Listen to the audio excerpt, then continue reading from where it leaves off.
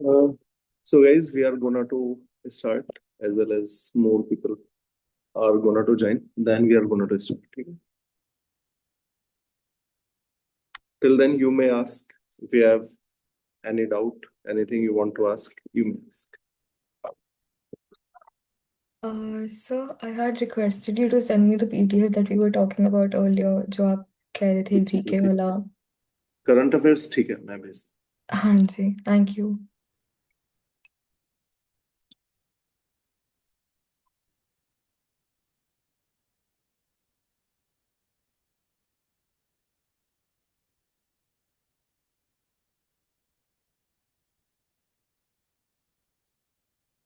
हाँ सर, मेरा एक डाउट था। ये सर। जी सर, ये जो इकोनॉमिक सर्वे हमारा आता है तो ये कोई इसका स्पेसिफिक ये ऐसा होता है कि बजट से पहले ही आएगा, या मतलब ऐसा फिक्स्ड होता है, या ऐसा कुछ? बजट नहीं, मतलब ऑलवेज ऑलवेज बिफोर बजट, हमेशा। ओके ओके, नहीं आई मीन जैसे अब 1 वीक बिफोर बजट, तो ऐसा कुछ फिक्स टाइमलाइन होता है क्या इसका? नहीं, ऐसा इतना ध्यान नहीं है, इतना माइन्यूटली मैंने भी कभी नोटिस नहीं किया, but it always like budget से पहले आता है हमेशा। ओके ओके, ठीक, थैंक यू।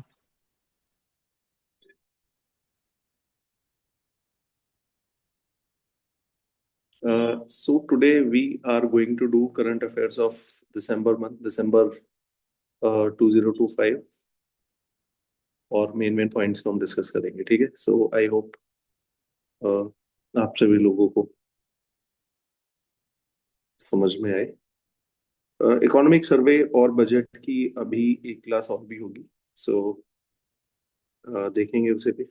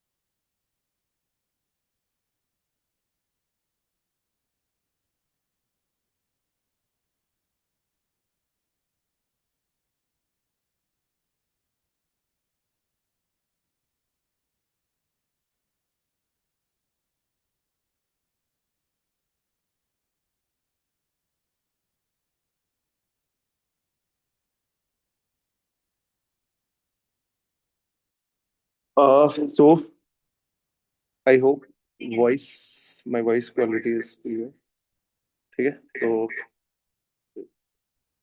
मैं कैसे इस कैमरे से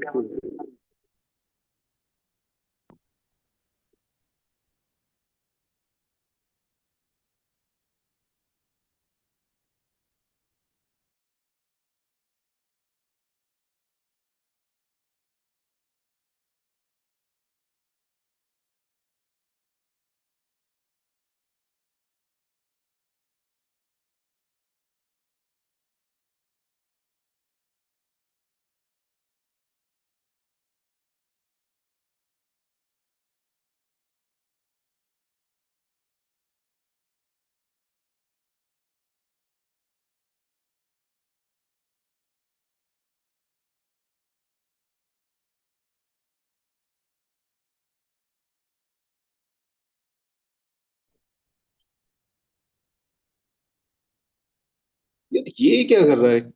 सिर्फ मैंने कैमरा ऑफ कर रखा है और उसको मेरे कैमरे का एक्सेस मिल रहा है।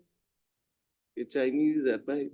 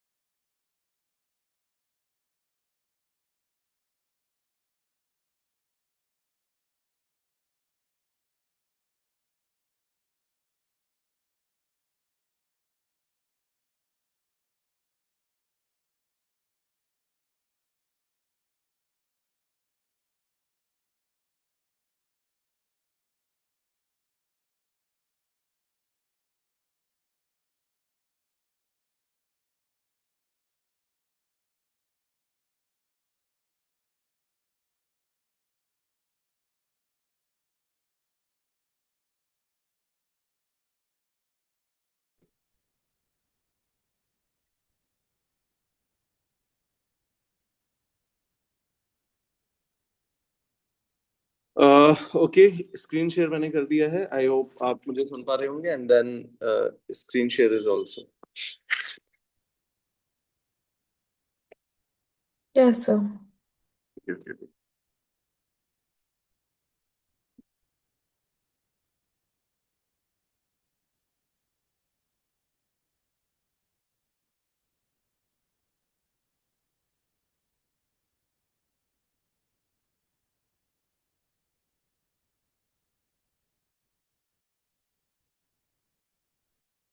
तो there is a institution called Niti आयोग।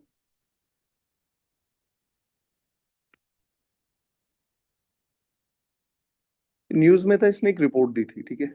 तो रिपोर्ट के पॉइंट ऑफ व्यू से नहीं, नीति आयोग अगर आप देखेंगे, अ, अ, इंडिया में पहले 1950s में हमारे सामने एक चैलेंज था कि इधर we have to go to capitalistic form of government, sorry, economic model, और सोशलिस्टिक। तो we have adopted a mixed economy. बोलने के लिए मिक्स था, लेकिन मेनली 90%, 99% सोशलिस्टिक इकोनॉमी थी। In socialistic economy you need, like, सरकार को सारी चीजें प्लान करनी होती हैं। सारा गुड्स एंड सर्विसेज के प्रोडक्शन पे सरकार का कंट्रोल होता है। तो that time we have created a institution called planning commission, ठीक है। अब ये प्लानिंग कमीशन 2024 में मोदी गवर्नमेंट ने इसको बंद कर दिया, और इसके बाद they have created a institution called Niti आयोग। तो नीति आयोग हमेशा न्यूज में रहता है। It's like think tank, think tank है ये। और ये, like, in every issue you will find a detail analysis, detail like what to do, women empowerment के लिए क्या करना है, अर्बनाइजेशन एक प्रॉब्लम है उससे कैसे डील करना है, एवरीथिंग के लिए you will find detail study of NITI Aayog. The chairman of NITI Aayog, chairman हमेशा पीएम होते हैं। एंड एक एग्जीक्यूशन के लिए एक पोस्ट है, सीईओ। तो सीईओ एक बार देख लेना अभी कौन है, अरविंद पेंगोरिया है शायद। अरविंद पेंगोरिया एक बार देख लेना। तो इन्होंने हायर एजुकेशन को लेके कुछ एक रिपोर्ट दी थी। Not so important, analysis point of view से कभी पढ़ेंगे, but you should know the institution called Niti आयोग। अरे, ठीक है, you should know the institution called Niti आयोग। Point number one. Point number two,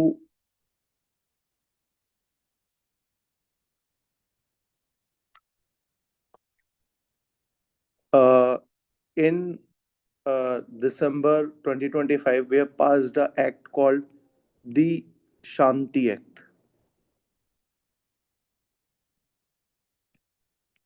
basically इस एक्ट ने क्या किया है, अगर आप देखेंगे, जैसा मैंने आपको बताया, 1950s में India was a socialistic economy. Then in 1991 एक हमारे देश के सामने एक प्रॉब्लम आई, और हमको बेल आउट किया, फाइनेंशियल हेल्प किया आईएमएफ ने। लेकिन वो हेल्प कंडीशनल थी, और उसकी कंडीशंस थी लिबरलाइजेशन, प्राइवेटाइजेशन, ग्लोबलाइजेशन। तो आप देखेंगे 1991 के बाद से हमारी इकोनॉमी थोड़ा कैपिटलिस्टिक हो गई। इसके बाद अगेन कैपिटलिज्म की तरफ रिफॉर्म होता गया। देन 2014 में जब ये सरकार आई, इन्होंने और फर्दर प्राइवेटाइजेशन किया, प्राइवेट सेक्टर्स को परमिशन दी। हुआ क्या था 1991 में के बाद, हमने कुछ सेक्टर को तो प्राइवेट के लिए ओपन किया, लेकिन कुछ सेक्टर को रिजर्व रखा। फॉर एग्जांपल 2020 में पहली बार हमने अपने स्पेस सेक्टर को प्राइवेटाइज किया।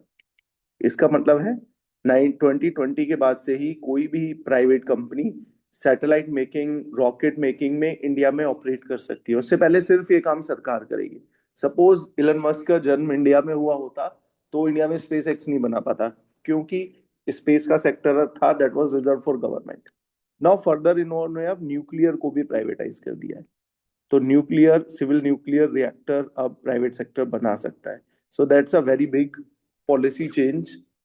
और उससे भी बड़ी बात थी, सरकार ने तो डिसीजन लिया, but there is a huge acceptance in Indian society. आप देखिएगा, लोगों ने कोई प्रोटेस्ट कुछ नहीं किया, people were also like okay with the privatisation. तो ये भी एक अच्छा देखने को मिला। तो शांति एक्ट आपको याद रखना है, ये पार्लियामेंट ने पास कर दिया है, और it's a very good, like, अब थोड़ा सा इंडिया का इसमें टेक्नोलॉजिकल एस्पेक्ट भी थोड़ा सा सुधरेगा, डेवलप होगा, क्योंकि प्राइवेट सेक्टर आ गया है।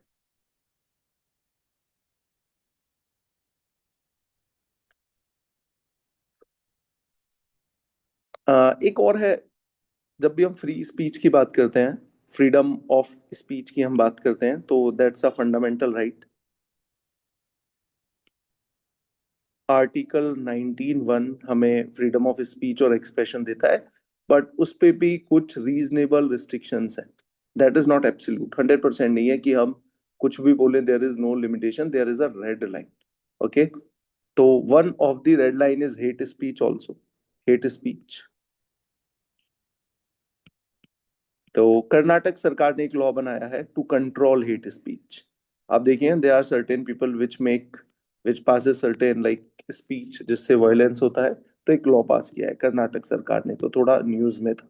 याद रखिएगा, हेट स्पीच को लेके there was a news, a law passed by, introduce किया है इन लेजिस्लेटिव असेंबली।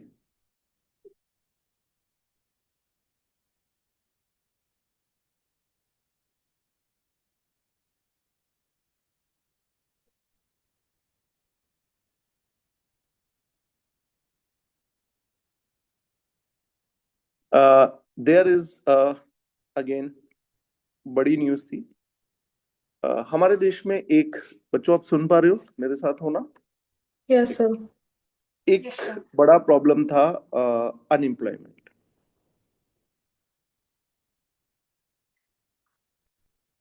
तो नॉर्मली तो कोई भी एक सरकार होती है, उसकी one of the responsibility is to provide what I say livelihood, कुछ एम्प्लॉयमेंट सरकार प्रोवाइड कराए।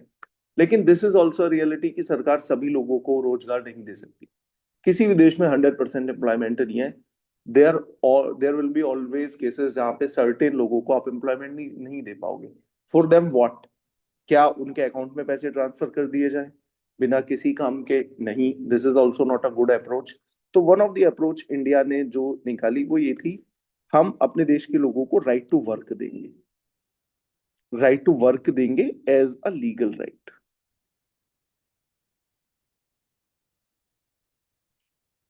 और बट ये लीगल राइट लिमिटेड होगा, लाइक सरकार ने एक लॉ पास किया और रूरल लोगों को दिया, सभी लोगों को नहीं दिया। रूरल जो लोग हैं, रूरल एरिया में जो लोग रहते हैं, उनको हमने 100 डेज का, और पूरे साल का भी नहीं, 100 डेज का एक गारंटेड एम्प्लॉयमेंट दिया, और उसका कुछ पैसा रखा। सेंटर और सेंटर गवर्नमेंट और स्टेट गवर्नमेंट का मिला के 200 से लेके 200 रुपए पर डे से लेके 300-400 रुपए पर डे मिल जाता है व्यक्ति को। तो हमने 100 डे का गारंटी दिया कि आपको अगर कहीं काम नहीं मिल रहा है, 100 डे का काम सरकार देगी, दैट इज गारंटेड, और आपको 200 से 300 रुपए मिलेंगे सेंट्रल स्टेट गवर्नमेंट का मिला के। सो ये इस सोच के साथ दिया कि एटलीस्ट लोगों के पास इतना पैसा तो मिल जाए, कम से कम उनको रोटी कपड़ा मकान का की तो दिक्कत ना हो। तो इमेजिन करो, तुम्हारे घर में 2 एडल्ट लोग भी हैं, तो फिर तुम्हें 200 दिन का एम्प्लॉयमेंट मिल गया, 50-60 हजार रुपए तुम्हारे घर में आ गए एटलीस्ट। अगर पॉवर्टी लाइन देखें तो दिस अमाउंट इज सफिशिएंट कि वो व्यक्ति पॉवर्टी लाइन से ऊपर हो, कम से कम उतना तो है। अब ये अमाउंट कम है, दैट्स अनदर डिबेट, ठीक है। तो ये हमने दिया, और इस एक्ट को हमने नाम दिया मनरेगा, MG नरेगा।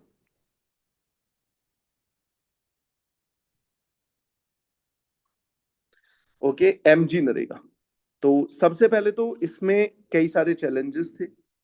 एक चैलेंजेस ये था, कुछ लोगों ने बोला ये सिर्फ रूरल लोगों को एम्प्लॉयमेंट गारंटी देता है, व्हाट अबाउट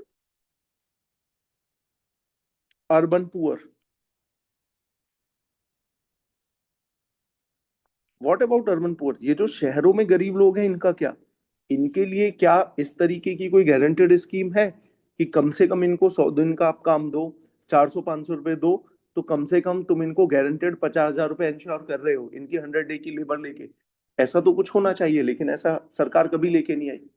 इसलिए आप देखते हो जितना भी व्हाट आई से बैगिंग, जितने भी ये लोग भीख मांगते हैं, जितने भी बैगर हैं, आपने देखा होगा ये सारा इट्स अ अर्बन प्रॉब्लम।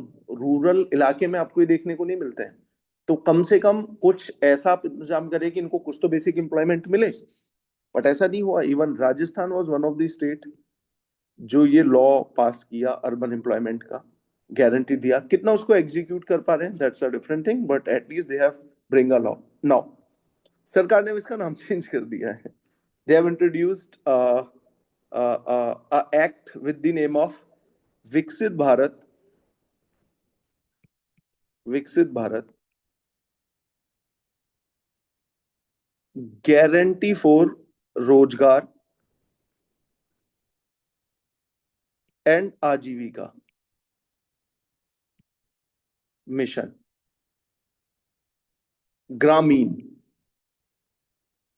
मतलब अर्बन लोगों को अभी भी इन्होंने कवर नहीं किया, और इसका इन्होंने जो शॉर्ट फॉर्म बनाई वो था विकसित भारत, VB जी राम जी, RAMNG। तो ये इसका शॉर्ट फॉर्म बना VBG राम जी। तो ये बिल लेके आए जिसने रिप्लेस किया मनरेगा को। इसमें एक दो की चेंजेस थे, जैसे अब इन्होंने गारंटी दी है 125 डेज की। पहले 100 दिन का एम्प्लॉयमेंट मिलता था, अब इन्होंने बोला है 125 दिन का हम आपको गारंटी एम्प्लॉयमेंट देंगे। ओके, अगर ये एम्प्लॉयमेंट नहीं दे पाए तो then they are gonna to provide unemployment allowance भी फिर ये देंगे, ठीक है। तो ये था। और एक तो मैं जस्ट डेटा बता रहा हूँ, इस बार देखना कितना आएगा। चलो इस लास्ट बजट का डेटा मैं क्यों ही बताऊं, लेटेस्ट बजट आएगा इसमें बताएंगे। लगभग 1 लाख करोड़ के आसपास पिछले बजट में इसको पैसा दिया था, ठीक है। तो दिस इज, ये बिल आपको याद रखना है, but as a larger issue आपको एक और मुद्दा भी याद रखना है, what about urban poor, urban poors, सरकार इनके लिए क्या कर रही है। देखो होता क्या है, मैंने आपको पहले भी बताया, जब भी सरकार अपने बैकवर्ड लोगों के लिए कुछ करना चाहती है तो दो डिबेट निकल के सामने आती हैं, एम्पावरमेंट वर्सेस एंटाइटलमेंट। जब आप ऐसे ही लोगों के खाते में सर्टेन बेनिफिट दे रहे हो, that comes under entitlement which is not good. तो आप इन लोगों को काम करा रहे हो 100 डेज का, उसके बदले में यू आर पेइंग समथिंग, तो इनका एम्पावरमेंट हो रहा है। कैसे? आप इनसे कोई भी काम कराते हो, उससे ये लोग स्किल सीखते हैं, इनका स्किल डेवलपमेंट होता है, ठीक है। इनकी आप डिग्निटी को इंश्योर करते हो, दे आर अर्निंग समथिंग, ठीक है। तो ये फायदा होता है। तो आप इनको गारंटेड एम्प्लॉयमेंट दीजिए, और आप इतना तो पैसा दे नहीं रहे हो कि लोग जॉब मार्केट में से आपके पास शिफ्ट करेंगे। This is like bare minimum to survive. बड़ा एक चाय लेके आ,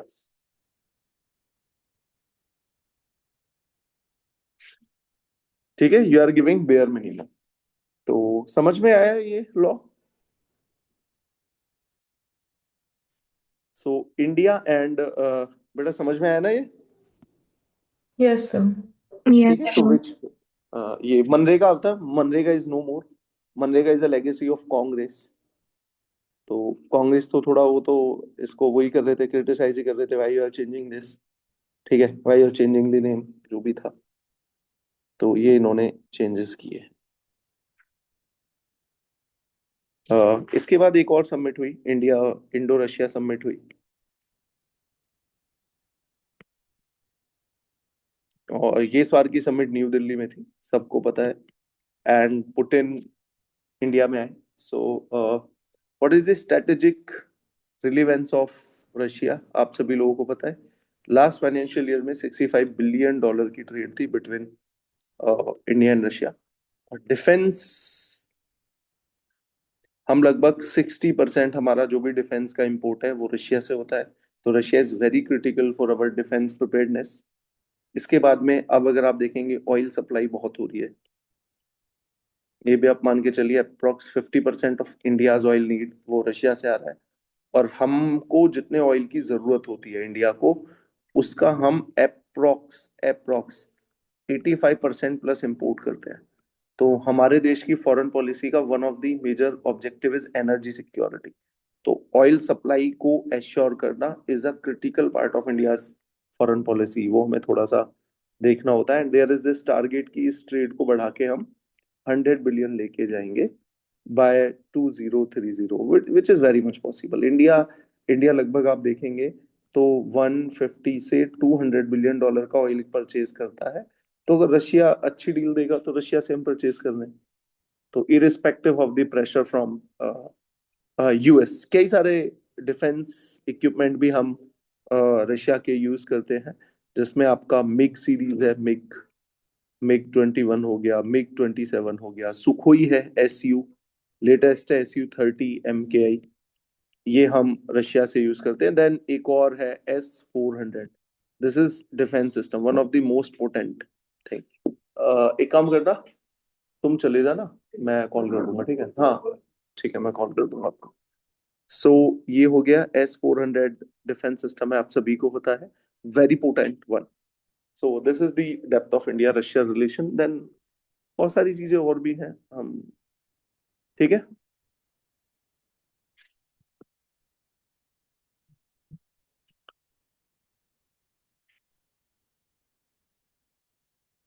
एक मिनट बेटा, पॉज कर रहा हूँ मैं।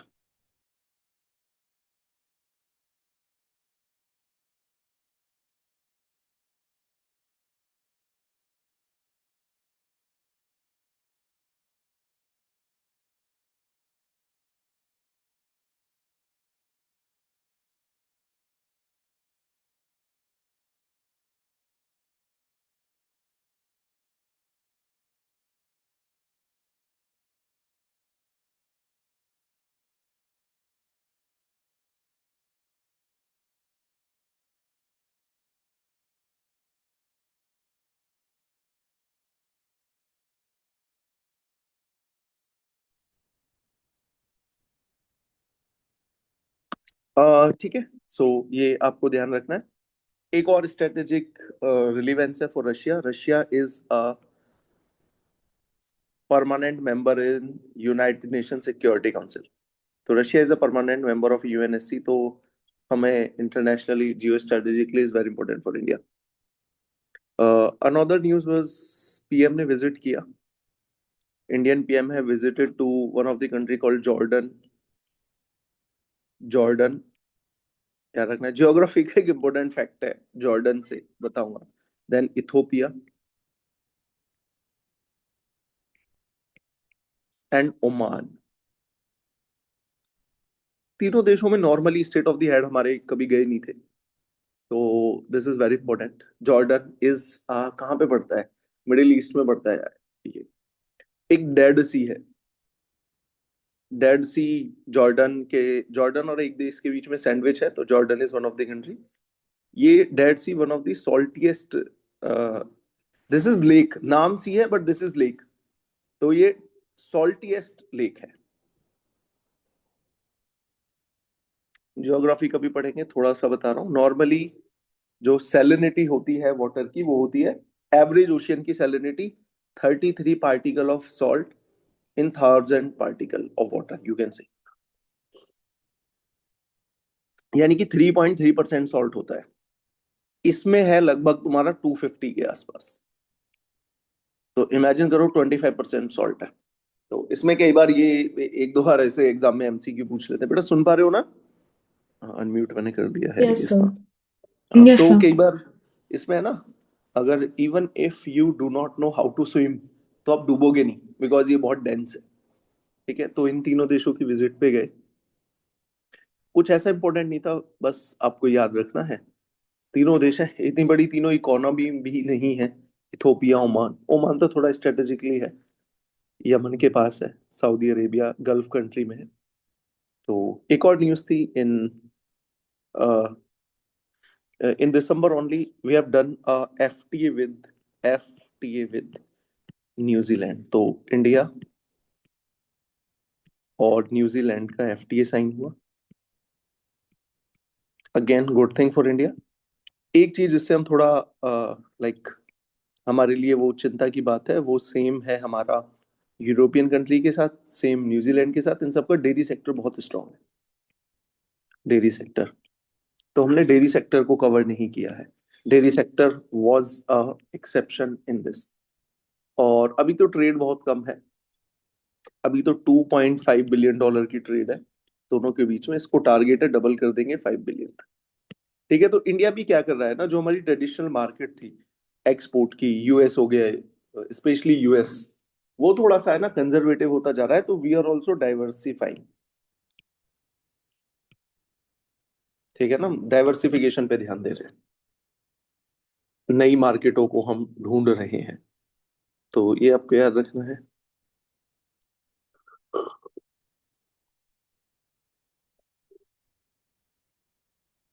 और बताइए कुछ।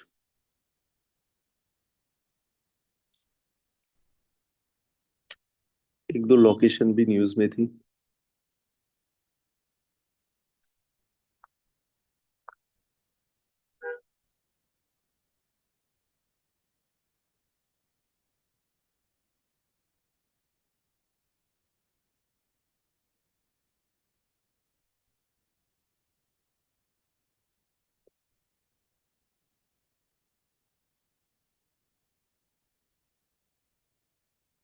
एक इंपॉर्टेंट न्यूज थी, there is this constitutional body CAG, CAG। तो कैग ने कुछ फाइंडिंग की ऑन प्रधानमंत्री कौशल विकास योजना पे। तो this is one of the scheme of skill development.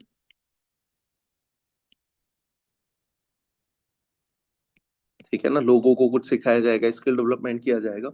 और कैग ने इसमें करप्शन के बारे में बताया क्या है। Okay, now what is CAG? CAG is a constitutional body. Constitutional body,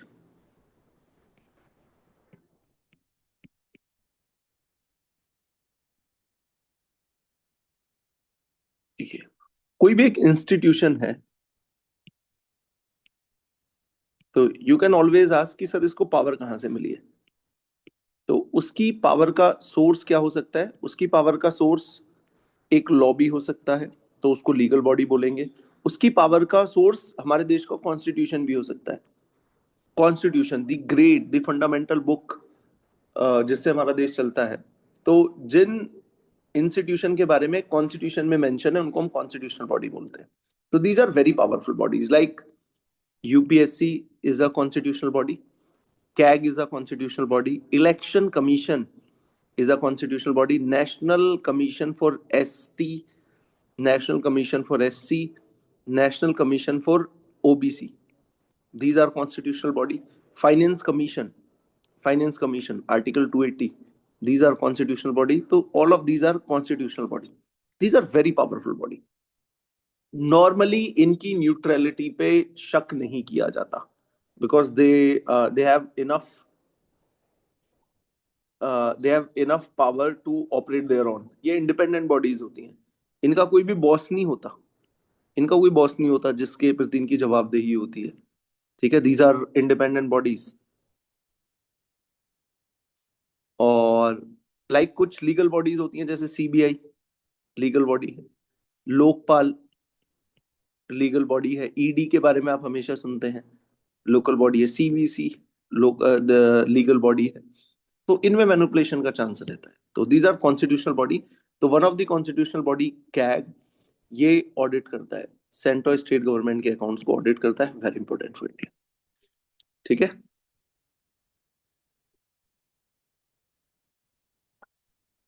as per BR Ambedkar, CAG is the most important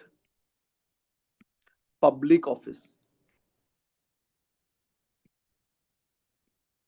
polity का है। BR अम्बेडकर ने एक और चीज के लिए बोला था।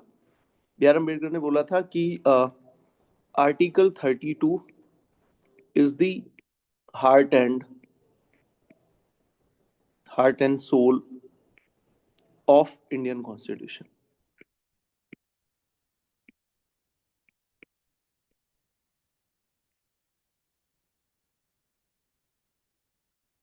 ठीक है, article 32 is the heart and soul of Indian constitution. Clear है बच्चों ये? Yes sir. Yes sir. सही है। आर्टिकल 32 वो ये रिट्स। PMKVY का फुल फॉर्म क्या था? इसका कैग के आगे जो आपने PM कैग, की। Controller and auditor general of India. PMKVY प्रधानमंत्री कौशल विकास योजना, स्किल डेवलपमेंट की एक स्कीम थी। ठीक है सर। सही है। आर्टिकल 32 वो रिट्स वाला ही है ना, जो आजकल बहुत हाँ हाँ, न्यूज बिल्कुल में। बिल्कुल बिल्कुल। ओके देखो ओके। होता क्या है, बताता हूँ ये क्या है। ये पहले मैंने बताया हुआ होगा, हमारे कॉन्स्टिट्यूशन ने हमें फंडामेंटल राइट्स दिए हुए हैं, दे आर सर्टेन राइट्स, ठीक है। तुम्हारा राइट है freedom of speech and expression. अब तुमने कुछ बोला और मैंने तुम्हारे ऊपर एफआईआर करा दी, आई एम स्टेट, तो तुमने कुछ बोला which is your fundamental right, लेकिन I have like filed FIR on you, तो you will say this is the violation of my right. तो राइट देना जितना इंपॉर्टेंट है उससे ज्यादा इंपॉर्टेंट है अगर राइट वायलेट हो जाए। अगर आपका राइट वायलेट हो जाए देन व्हाट। तो देन व्हाट के केस में इन्होंने बोला अगर आपका राइट वायलेट होता है तो सुप्रीम कोर्ट जाना इटसेल्फ इज योर राइट, आप सुप्रीम कोर्ट अपील कर सकते हो। इमेजिन करो कितना जबरदस्त प्रोविजन है। In case of a violation of fundamental right you can directly approach to supreme court. तो ये आपको पावर देता है आर्टिकल 32। इसलिए उन्होंने बोला अगर आर्टिकल 32 ना हो, तुम्हारे पास बहुत सारे राइट हैं, बट अगर वो वायलेट हो जाए देन व्हाट। तो देन व्हाट का solution is an article 32। That's why it is the heart and soul of Indian constitution as per B R Ambedkar. ठीक है। सर जैसे कॉन्स्टिट्यूशनल बॉडीज होती हैं और लीगल बॉडीज होती है, वैसे क्वासी जुडिशियल बॉडीज, ये सब क्या होता है? भी होती है, हाँ वो भी होता है, बताऊंगा कोई करंट अफेयर्स आएगा तो साथ में आपको बताऊंगा मैं, ठीक है। ओके सो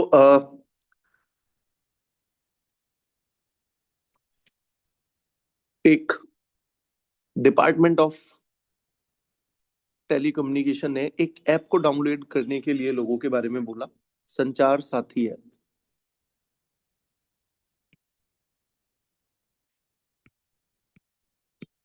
संचार साथी ऐप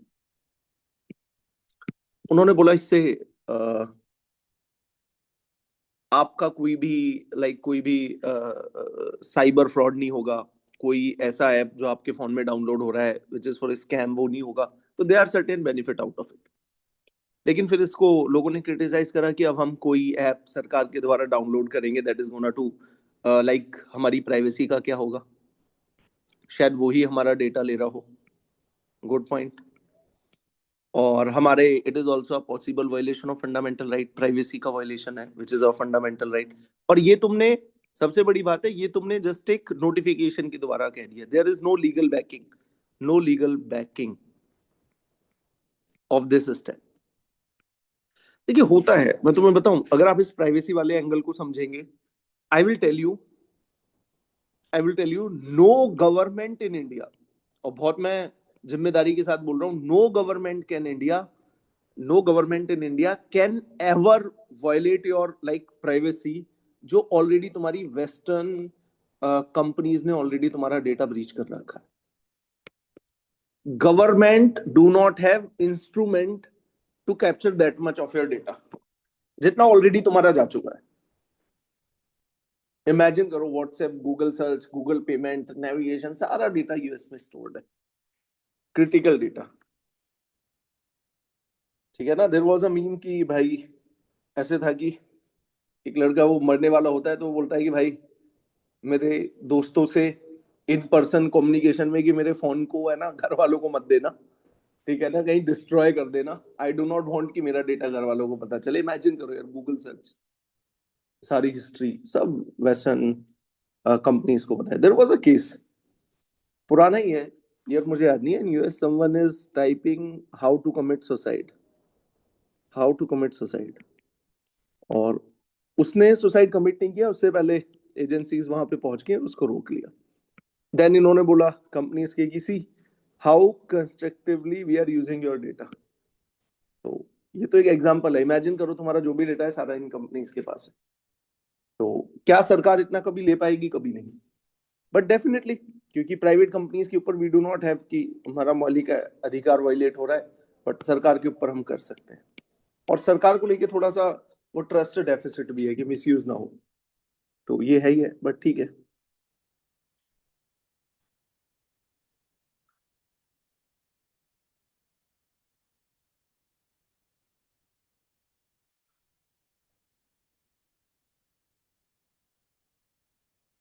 एक और चलो, ये बॉडी आई, हमारे देश में बहुत सारे सेक्टर्स हैं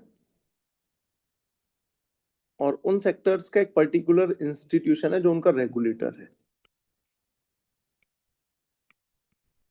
फॉर एग्जाम्पल बैंकिंग सेक्टर का रेगुलेटर कौन है, बताएगा कोई? RBI। RBI।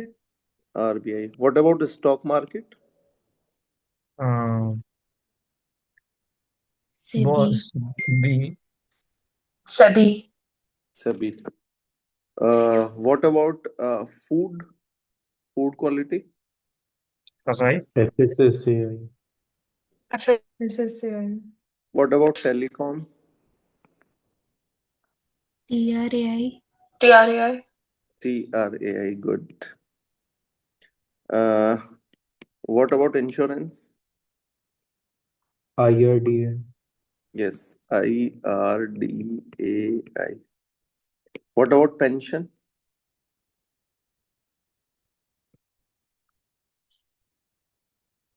PFRDA. PFRDA। Yes. And what about aviation sector?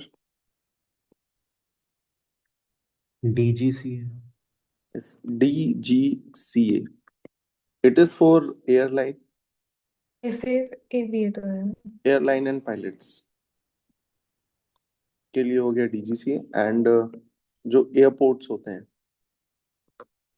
Airport authority of India. Yes, airport authority of India. ये कैसे पता है तुम्हें? पढ़ा हुआ है ना पहले। हाँ, ये वाला लोगों को नहीं पता होता है ज्यादा। ठीक है, वैसे थोड़ा एक और है, फार्मास्यूटिकल सेक्टर में प्राइस, ओवर प्राइस आप चीजों को ना बेचें, तो there is NPPA, national pharma pricing authority, NPPA. इसका ऑब्जेक्टिव है for affordable medicine.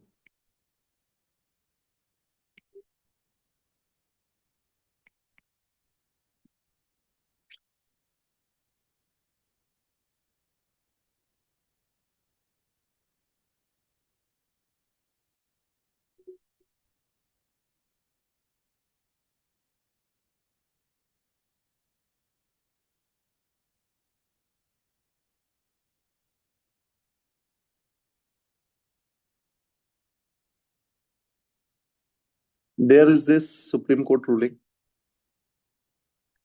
A latest supreme court ruling, जिसमें नार्को टेस्ट को अनकॉन्स्टिट्यूशनली बोला है।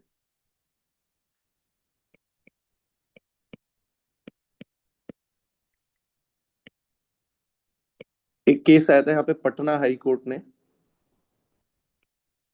कोर्ट ने 2025 में ये केस में इसको लीगल बोला था, बट सुप्रीम कोर्ट ने इसको अनकॉन्स्टिट्यूशनली डिक्लेयर किया है। बस इससे ज्यादा तुम्हें जानने की जरूरत नहीं है। अनकॉन्स्टिट्यूशनली बोला है because they violate the fundamental right, article 20, article 21, certain other things.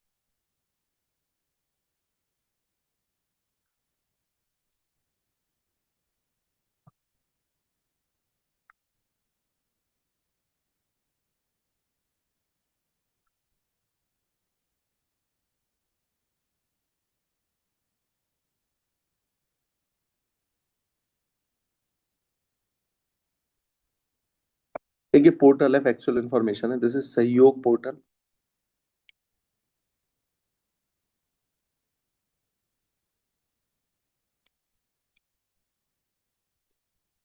ये वर्क करता है अगेंस्ट साइबर फ्रॉड।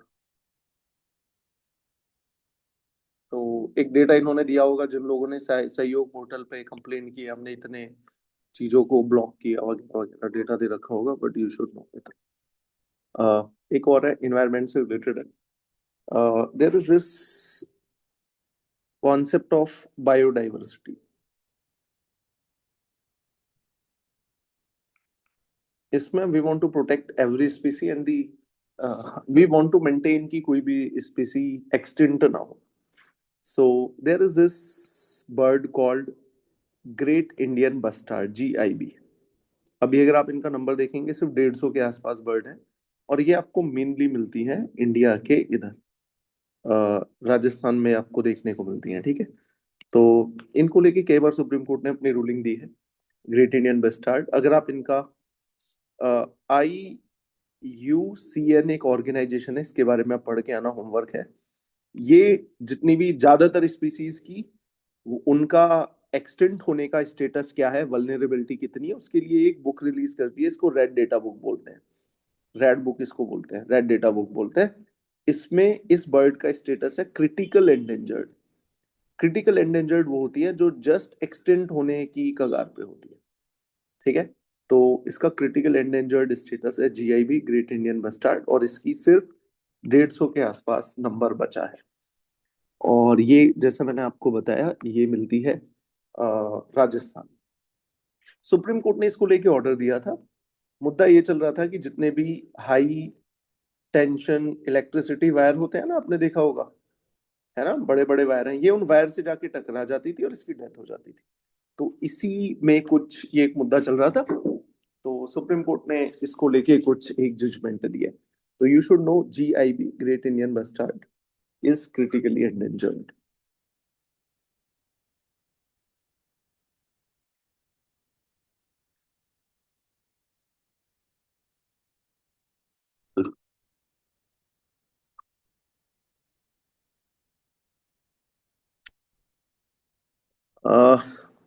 एक बस एक टर्म है, समझ में आया आपको? कितने न्यूज हो गए आपके? हो गए 15-20? 4 5 6 7 8 9 10 11 12 13 14 15, चलो 25 भी हो जाए तो more than. So there is this thing called PESA. PESA act है, PESA, पीसा एक्ट 1996 में आया। ये डील करता है, हमारे देश में कुछ ट्राइबल लोग हैं, तो उन ट्राइबल लोगों के लिए हमने कुछ स्पेशल प्रोविजन किया हुआ है। एक तो उनको हमने कॉन्स्टिट्यूशन के शेड्यूल 5 में किया हुआ है। शेड्यूल 5 में शेड्यूल एरिया आता है। शेड्यूल एरिया अगेन जहाँ पे ट्राइबल लोग रहते हैं, तो सरकार किसी भी इलाके को शेड्यूल एरिया डिक्लेयर कर सकती है, तो उनको स्पेशल प्रोटेक्शन मिलेगी। कुछ और ऐसे ट्राइबल लोग हैं जो और ज्यादा वोटाई से पुराने तरीकों से रह रहे हैं, टर्म है वो याद नहीं आ रहा, उनको हमने डाला हुआ है शेड्यूल 6 में। इसमें 4 राज्यों के ही ट्राइबल आ सकते हैं। वो है ATMM, असम, त्रिपुरा, मेघालय, मिजोरम, ठीक है, ये 4 हैं। इनके पास बहुत पावर होती है यहाँ पे, तो आप मान के चलिए इनके पर्सनल लॉज जैसे होंगे, ट्राइबल लोग ही डिसाइड करेंगे। पर्सनल लॉज का मतलब यहाँ पे शायद चाइल्ड मैरिज हो जाती हो, तो you are not gonna to say कि भाई चाइल्ड मैरिज क्यों कर रहे हो, ठीक है। यहाँ पे इनके अपने लॉज हैं बहुत सारी चीजों में, तो बहुत इंडिपेंडेंस। ये वही शेड्यूल 6 है। इस शेड्यूल 6 की डिमांड कर रहे थे लद्दाख के कुछ एक्टिविस्ट, वो भी शेड्यूल 6 की डिमांड कर रहे थे। सोनम वांगचू के बारे में आपने सुना होगा, प्रेजेंटली ये अभी भी अरेस्टेड है, जेल में ही है। एक बार चेक करना रिलीज हो गया नहीं, जिनके ऊपर 3 इडियट मूवी बनी थी, ठीक है। तो ये लद्दाख के लिए शेड्यूल 6 की डिमांड कर रहे थे, तो लद्दाख को इतनी ऑटोनॉमी देना चाह रहे थे, वहां के लिए सही है नहीं, दैट्स अ डिफरेंट थिंग। अब ये पीसा क्या है? आप सभी लोगों ने पंचायती राज के बारे में सुना होगा, पंचायती राज। तो पंचायती राज हमारे कॉन्स्टिट्यूशन में पहले लीगली बाइंडिंग नहीं था, तो हमने 73rd कॉन्स्टिट्यूशन अमेंडमेंट एक्ट के द्वारा इसको लीगली लागू कर दिया कि सभी राज्यों के लागू करना है, ठीक है। बट ये पंचायती राज आदिवासी लोग इलाकों में लागू नहीं था, क्योंकि पंचायती राज से ज्यादा ऑटोनॉमी ट्राइबल इलाकों में चाहिए। तो इसका ही हमने और एक मॉडल निकाला, पंचायती राज एक्सटेंशन टू शेड्यूल एरिया, उसको बोला जाने लगा पीसा एक्ट। तो ये पंचायती राज जैसा ही सेटअप है, कहाँ के लोगों के लिए? आदिवासी लोगों के लिए, शेड्यूल एरिया के लिए। थोड़ा समझ में आया ये?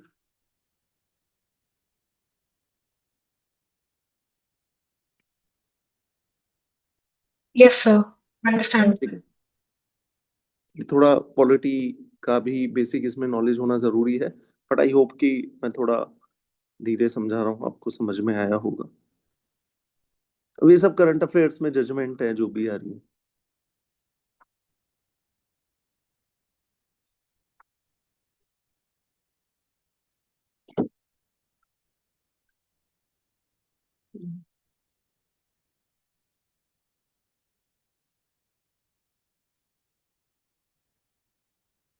ओके, मैंने कल आपको बताया था कि सरकार ने इंश्योरेंस सेक्टर में सर्टेन एफडीआई परमिट की है. Now 100% FDI is permitted in insurance sector.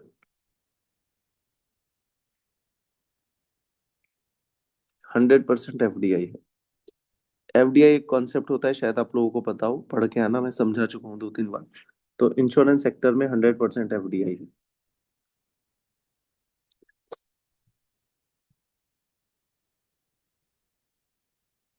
ये एक रिपोर्ट है, फैक्चुअल इंफॉर्मेशन है.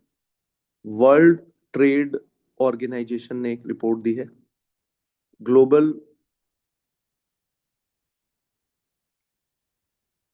Value chains 2025. तो ये रिपोर्ट कौन पब्लिश करता है? WTO, World Trade Organization. This is a homework for you. World trade के बारे में पढ़ के आना थोड़ा, 2-3-4 पॉइंट. कब एस्टेब्लिश हुआ, क्या है डब्ल्यूटीओ.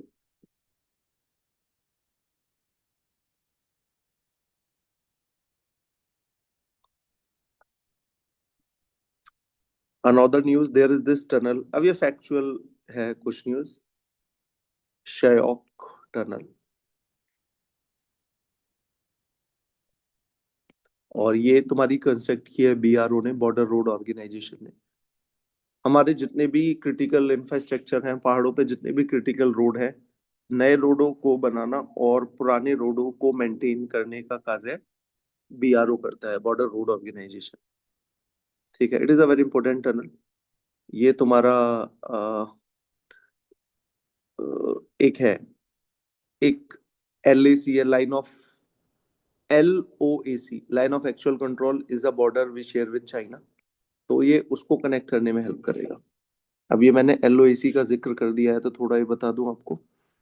अगर आप इंडिया का जम्मू एंड कश्मीर का मैप देखें, थोड़ा बहुत इस तरीके का है. तो यहाँ पे अगर आप देखेंगे, ये कुछ ऐसा इलाका, ये हमारे कंट्रोल में, इसको हम बोलते हैं, ये हमारा इंडिया है. मैप में तो हम ज्यादा क्लेम करते हैं, बट सारा हमारे पास नहीं है. दिस इज POK, जो इलीगली पाकिस्तान ने ऑक्यूपाई किया हुआ है. इसके बाद दिस एरिया, ये अक्साई चीन का इलाका है, चाइना ने ऑक्यूपाई किया हुआ है. यहाँ पे सियाचिन ग्लेशियर है, और यहाँ का भी कुछ पार्ट चाइना ने, पाकिस्तान ने चाइना को गिफ्ट कर रखा है. तो ये जो पाकिस्तान के साथ हमारा बॉर्डर है, इस लाइन को हम बोलते हैं LOC, लाइन ऑफ कंट्रोल. क्योंकि इसको हम इंटरनेशनल बॉर्डर तो बोलेंगे नहीं, और इंटरनेशनल बॉर्डर अगर हमने इसको बोल दिया, इसका मतलब हम एग्री कर रहे हैं कि ये पाकिस्तान का पार्ट है, लेकिन हम तो बोलते हैं ना, और है भी, ये हमारा पार्ट है. तो हम इस एरिया को क्लेम करते हैं. जहां तक हमारे पास फिजिकल पोजेशन है, उसको बोलते हैं LOC, पाकिस्तान के साथ. अब ये जो चाइना वाला बॉर्डर है, चाइना के साथ ये जो हमारी क्लेम वाली पोजेशन वाली लाइन है, इसको बोलते हैं लाइन ऑफ एक्चुअल कंट्रोल. तो यहाँ तक पहुंचने के लिए हम अच्छा खासा इंफ्रास्ट्रक्चर डेवलप कर रहे हैं. तो उसमें ये टनल बड़ी इंपॉर्टेंट है, कि स्ट्रेटेजिक सिग्निफिकेंस है इसकी, स्पेशली आफ्टर 2020. जब 2020 में गलवान गलवान में एक स्टैंड ऑफ हुआ इंडिया और चाइना का, तो उसने बड़ा हमारे इंफ्रास्ट्रक्चर डेफिसिट को हाईलाइट किया. ठीक है. और मैंने शायद आपको बताया होगा, देयर इज दिस प्रोजेक्ट, एक प्रोजेक्ट है जो चाइना यहाँ से लेके आ रहा है, ऐसे करके एक रोड बना रहा है, और सीधा वो यहाँ से होता हुआ यहाँ तक आना है. तो there is infrastructure project build by China, इसको बोलते हैं चाइना पाकिस्तान इकोनॉमिक कॉरिडोर. तो indirectly China have claimed that कि this area belongs to Pakistan, क्योंकि इसको नाम उसने दिया है चाइना पाकिस्तान इकोनॉमिक कॉरिडोर. तो ये आपको याद रखना है, CPEC. तो घर से आपके लिए होमवर्क है, CPEC, China Pakistan economic corridor पढ़ के आना. और ये एक बहुत बड़े प्रोजेक्ट का पार्ट है, जो है one road one belt initiative, या belt road initiative. One road one belt initiative, या belt road initiative project of China. ठीक है. तो ये आपके लिए होमवर्क है, CPEC, OROB और BRI, ये 3-4 टर्म को आप एक बार पढ़ के आना.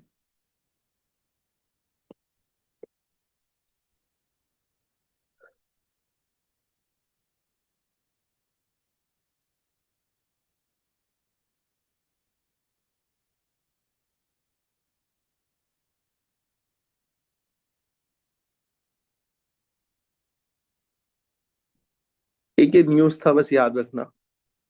यूएस ने एक इनिशिएटिव लॉन्च किया था, पैक्स सिलिका। तो इसमें इंडिया को इन्होंने इनवाइट नहीं किया। Earlier, India was not invited, but recently in Jan, there is diplomat which is saying कि we are going to invite India to uh, this strategic initiative called PAC SLICA. तो ये basically is a initiative to ensure supply of critical minerals,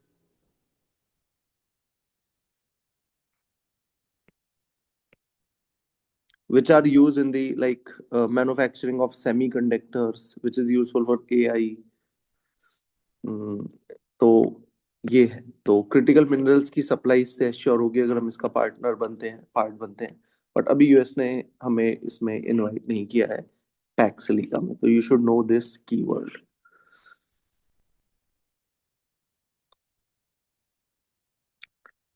so Asia development bank ADB have provided a $2.2 billion loan to India for certain projects.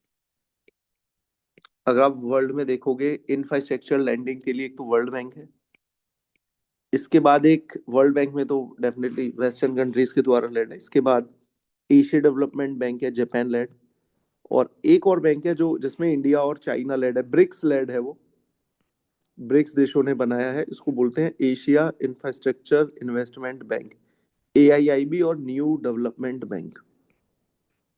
देखो BRICS देश ये चाहते थे कि जो institution है वर्ल्ड बैंक और IMF, इनमें रिफॉर्म होना चाहिए, क्योंकि IMF और world bank present day reality को रिफ्लेक्ट नहीं करते। ये आज भी 1950s के वर्ल्ड ऑर्डर को रिप्रेजेंट करते हैं। जैसे IMF में अगर आप देखेंगे 60% वोट यूएस को है, चाहे तो चाइना भी इतनी बड़ी इकोनॉमी है, उसके पास वोटिंग परसेंटेज कुछ भी नहीं है, चाइना के पास 5 या 6 है। सेम इतनी वोटिंग परसेंटेज शायद फ्रांस और यूके के पास है, और चाइना इज मच बिगर। तो डब्ल्यू वर्ल्ड बैंक हो या IMF हो, कहीं ना कहीं ये पुराने पावर स्ट्रक्चर को रिप्रेजेंट करते हैं। तो इनको रिप्लेस करने के लिए इन ब्रिक्स देशों ने, जिसमें ब्राजील, रशिया, इंडिया, चाइना है, they have created counter part. तो वर्ल्ड बैंक का काउंटर पार्ट है AIIB, और IMF जैसी ही IMF जिस सिचुएशन में आपको फंड करता है उसमें फंड करता है NDB। तो ये मैंने आपको इसलिए बताया है, this is a homework from my side, ये सारे आपको पढ़ के आने हैं। तो आपको पढ़ के आना है ADB एशिया डेवलपमेंट बैंक, फिर वर्ल्ड बैंक आपको पढ़ना है, और ये चारों बैंक आपको पढ़ने हैं। पढ़ने का मतलब ये है कि you should just give maximum 5 minutes to each of this thing. कब इस्टेब्लिश हुआ, ईयर याद करो, लेटेस्ट इसका ऑब्जेक्टिव क्या है, 4-5 लाइनें वो पढ़ो, मेंबर कितने हैं ये पढ़ो, बेसिक फैक्ट और certain objective, so that next class में जब भी हम इसके बारे में बात करें, at least you should have certain basic thing. तुम बिल्कुल ब्लैंक ही ना हो कि ओके ठीक है ना, IMF मैं बोलूं या मैं WAB बोलूं, तुम्हें कुछ पता ही ना चले, यू शुड नो कि हाँ IMF ही होता है। ओके,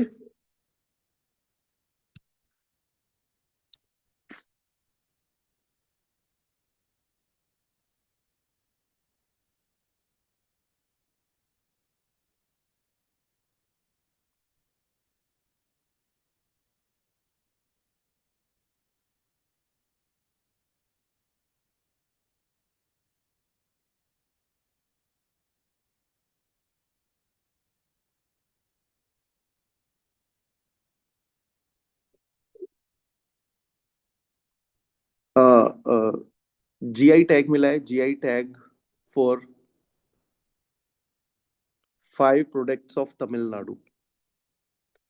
ठीक है, अब सबसे पहले आप लोगों ने GI टैग सुना होगा। GI टैग होता है जियोग्राफिकल इंडिकेशन टैग, जैसे बीकानेरी, बीकानेरी भुजिया है ना, और नागपुर ऑरेंज, बनारसी साड़ी। तो ये बनारसी साड़ी, नागपुर ऑरेंज, बीकानेरी भुजिया, ये सारे GI टैग हैं। मैं I am from greater Noida, मैं ग्रेटर नोएडा में एक फैक्ट्री स्टेब्लिश करूँ साड़ी बनाने की, और उसकी क्वालिटी बनारसी साड़ी से भी अच्छी है, मतलब वो उसी प्रिंट की है, पर I can not name that Banarasi sari, क्योंकि बनारस की साड़ी का जो स्पेसिफिक डिजाइन है that is evolve from the Banaras. तो अगर ये वर्ल्ड फेमस हो रही है तो benefit and credit goes to Banaras. तो अगर हाँ मैं बनारस में जाके फैक्ट्री स्टेब्लिश करूँ तो नाम मैं बनारसी साड़ी रख सकता। तो एक प्रोडक्ट अगर किसी इलाके से फेमस हुआ है, तो अगर वो वहां पे मैन्युफैक्चर हो रहा है तो ही नाम यूज करोगे, अदरवाइज नहीं यूज करोगे। तो इसमें दो तीन चीजों को मिला है, तो जीआई टैग मतलब तुम्हें 10-15 तो रटने पड़ेंगे, साल में कुछ ना कुछ को मिलता रहेगा। तो ये आपको थोड़ा सा याद रखना है। अ, ठीक है। तो जीआई टैग का आई गेस आपको कॉन्सेप्ट पता होगा। जैसे तुमने सुना होगा राइस में बोलते हैं ना, कौन सा राइस बोलते हैं हम, कौन सा राइस होता है स्पेशल, बताओ यार। बासमती, बासमती राइस, ये GI tag.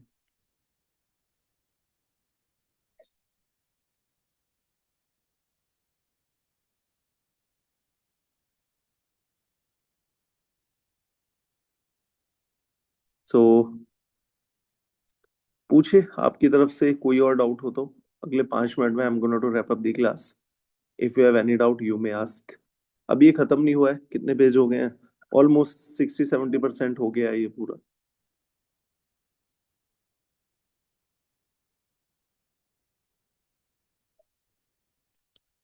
Again factual information है, India have hosted 20th session of UNESCO. UNESCO की एक कमेटी है, इंटर गवर्नमेंटल कमेटी, तो उसकी मीटिंग हुई थी न्यू दिल्ली में। So that's a news.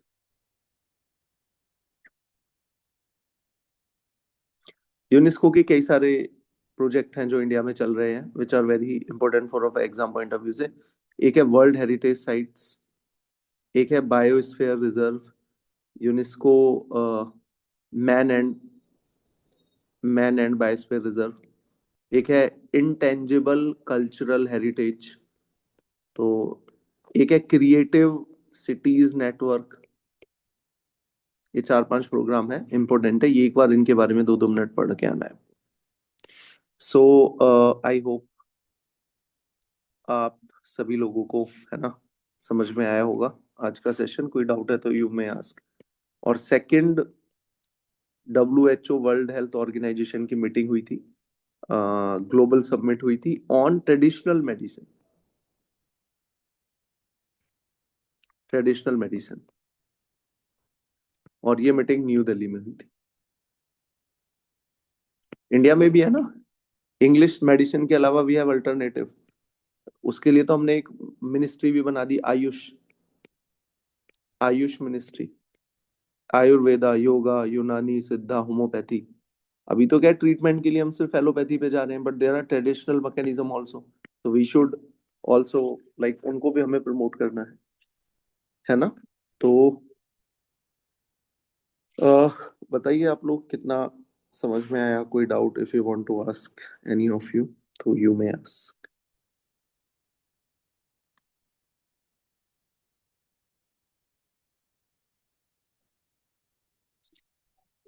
Okay,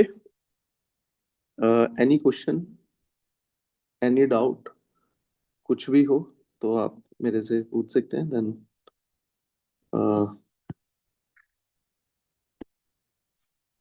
I hope it's enough for the day. Thank you, thank you very much. मिलते हैं आप लोगों से नेक्स्ट। तो या प्लीज। मुझे एक डाउट था कि जो इसराइल पैलेस्टीन को लेके अगर कोई रीसेंट अपडेट्स आ रहे हैं, जैसे आज था कि गाजा इजिप्ट बॉर्डर दोबारा, राफा बॉर्डर जो है इसराइल ने ओपन किया है, तो ये वाले अपडेट्स कितने रेलेवेंट नहीं या नहीं इम्पोर्टेंट नहीं, हैं? ऐसा ऐसा नहीं करना है। सी एग्जाम से पहले जब होगा ना, ये एक छोटा बॉर्डर अपडेट किया है, इससे कुछ नहीं पूछने वाले। जैसे मैंने आपको अभी आपको बताया, बहुत सारी सिचुएशन अभी चल रही हैं, इवॉल्विंग हाँ है, ये जी। बॉर्डर ओपन किया, ये चलने दो। बस यू शुड नो कि कुछ भी मेजर हो रहा है तो आपको पता होना चाहिए। ठीक तो है। जैसे इसराइल गाजा कॉन्फ्लिक्ट का जो अपडेट्स रेलेवेंट होंगे वो फिर आप बता देंगे। नहीं, बिल्कुल बिल्कुल नहीं है। कोई मिसाइल अटैक ही ना हो जाए बहुत बड़ा किसी शहर के ऊपर, तो बस उस सिटी का नाम याद रखो। कोई बड़ी मिसाइल यूज करिए, उस मिसाइल का नाम याद रखो। बट कोई ये बड़ा फिर कोएलिशन, आप ये दोनों कवर करा देंगे ना कॉन्फ्लिक्ट, एक तो रशिया यूक्रेन और इसराइल इस पैलेस्टीन सारा, वाला। सी रशिया यूक्रेन वॉर से what are you expecting, what are देना to ask, nothing. They will ask कि नाटो क्या है, दे विल आस्क कि किसी कोई लाइक एग्रीमेंट हुआ हो उस पे क्वेश्चन पूछेंगे। They are not gonna to ask कि किस डेट पे क्या हुआ था, ये नहीं पूछने वाले हैं। 10 पॉइंट्स भी नहीं होंगे। तो अंटिल कोई मेजर अपडेट है वो रेलेवेंट नहीं है। बिल्कुल बिल्कुल बिल्कुल। ठीक है सर, ठीक है, ठीक है। Thank you. Okay okay, thank you very much.